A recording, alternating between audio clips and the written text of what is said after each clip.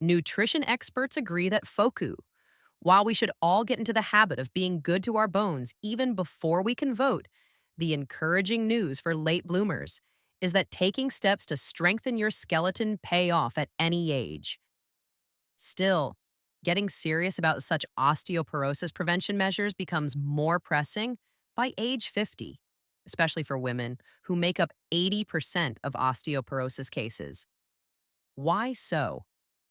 At age 50, bone loss tends to accelerate, particularly in women, with about 1 in 2 women over 50 breaking a bone in their lifetime due to this chronic condition which causes the bones to thin and weaken, per the Bone Health and Osteoporosis Foundation. For middle aged women, this depletion of bone mass increases partly because of dropping estrogen levels during menopause, which speeds along the process of bone loss, explains Amy M. West, MD, an assistant professor of orthopedics, physical medicine, and rehabilitation at Zucker School of Medicine at Hofstra Northwell in Uniondale, New York. If you're headed into your 50s or are already 50 there, know that you can keep your bones strong and healthy for the long haul, provided you arm yourself with the right tools for preventing osteoporosis. Sing on a healthy lifestyle is key for maintaining or, along with the age-specific strategies for combating osteoporosis, there are some best bone health practices that you should apply no matter which decade you're in. As you've likely heard since childhood, calcium helps support your bones, which are made of calcium salts, while vitamin D enhances your body's ability to absorb calcium, per the National Institute of Arthritis and Musculoskeletal and Skin Disease. The recommended dietary allowance of calcium bumps up slightly as you get older. More on that later. Meanwhile, take heed. It's better to get calcium from food than from supplements. So, if possible, I recommend all people try to get 3 servings per day of a calcium rich food such as milk, almond milk, yogurt, cheese, or leafy greens, says Laura I. Ryan, MD, an associate professor at the Center for Women's Health at the Ohio State University Wexner Medical Center in Columbus, Ohio. Per Johns Hopkins Medicine, your body is better able to absorb the calcium through food since it is being digested in smaller doses, along with other nutrients. Fish and tofu also have some calcium, as well as protein, so you can include these too, per names. Dr. West adds that protein is also important because it supports the muscles, which in turn support the bones. Most women I encounter are not anywhere near where they should be with protein intake.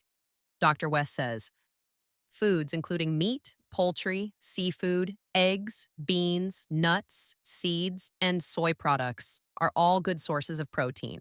Along with your diet, exercise is also key. Any strength training activity uses the muscles to pull and push on the bones, which promotes bone turnover. Dr. West explains, your bones are in a constant state of breaking down and building up. That's how they get stronger. Weight-bearing cardio exercise like walking, stair climbing, and low-impact aerobics are vital to stimulate bone growth in the spine, hips, and legs, notes the Mayo Clinic. The Centers for Disease Control and Prevention recommends 2 days of strength training each week, though Dr. Ryan suggests aiming for even more if you can. Of course, exercise is equally about developing muscle strength, which benefits the bones indirectly. Muscle mass starts to decline 3% to 5% per decade after you reach age 30, per Harvard Health, with research suggesting the rate is even higher after age 60. The first thing to know about preventing osteoporosis in your 50s is that you'll want to make doubly sure you're getting the right amount of calcium daily. While men can continue to take a recommended 1,000 milligrams of calcium per day until age 71, women should increase their intake from 1,000 milligrams per day to 1,200 milligrams per day. Bone building is connected to our hormones, Dr. West explains. After you hit menopause, your estrogen levels start to decline, and that's correspondent with a decrease in bone density. Specifically, estrogen promotes certain cells in your body called osteoblasts, which make up the bone. If your estrogen levels are lower than normal, these kinds of cells are not activated or not activated as much, and as a result, you're not building the new bone that you need to build, says Dr. West. This is why, for some folks in menopause, hormone therapy involving estrogen can be helpful because it keeps up the beneficial hormonal levels that help your bones. Though not a primary reason for starting hormone therapy, for bone density is one reason to discuss hormone therapy with a physician, Dr. West says, adding that it's a very individualized decision and it's not right for everyone. Meanwhile, physical activity and strength training remain a key part of building or maintaining bone strength in your 50s. People in this age group may be able to lift heavier weights than folks in later decades, doctor. Ryan says, however, it's important that they practice safe lifting techniques. As you age, basics like nutrition and exercise remain important, perhaps even more so. According to the Johns Hopkins Arthritis Center, the prevalence of osteoporosis in women increases with each decade. World Health Organization statistics reveal that in the United States, osteoporosis prevalence in postmenopausal Caucasian women rises from 14% of women aged 50 to 59 to 22% of women aged 60 to 69 to 39% of women aged 70 to 79 and as high as 70% of women aged 80 or higher. How to beat the odds? Here's evidence that suggests the recommended 2 weekly sessions of strength training can help you build bone well into your 60s.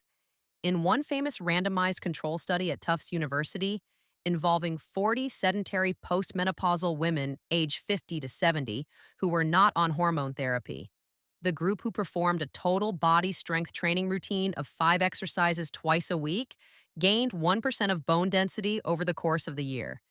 This was in contrast to the group who did not strength train and lost 2% of their bone mass during that same time period.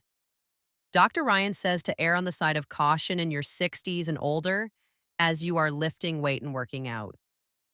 I like to remind my patients that the goal is to avoid fractures, not just to make the bone density test look better, she notes.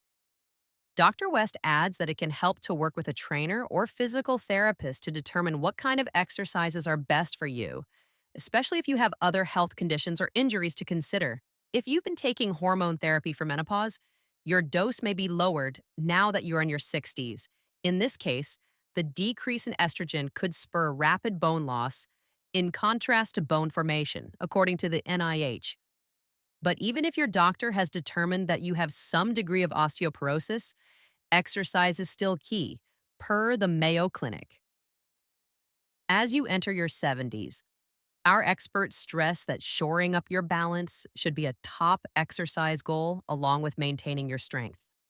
Women in their late 70s have a higher fracture risk, says Lara Than, MD, a physician in the Department of Internal Medicine and Geriatrics at the Cleveland Clinic in Weston, Florida. According to one study in the Journals of Gerontology, this increased risk of fractures with aging is due to skeletal fragility, as well as to a greater propensity to fall. Therefore, adds Dr. Than, physical activity in this age group should focus on improving balance and strength training to avoid future falls. People in their 70s often have worsening difficulty with balance and less ability to do heavy or vigorous weightlifting, agrees Dr. Ryan. The National Institute on Aging notes that many people develop balance issues with age due to factors like medications, inner ear issues, and other conditions that can cause dizziness or balance problems, including diabetes, heart disease, vision problems, and more. The NIA recommends various balance building exercises such as Tai Chi, doing heel to toe walking, and simply doing sit to stand repetitions from a chair. Again, consult your doctor or physical therapist on what's best for you and your level of mobility. It's the way to go when adding any activities to your exercise routine.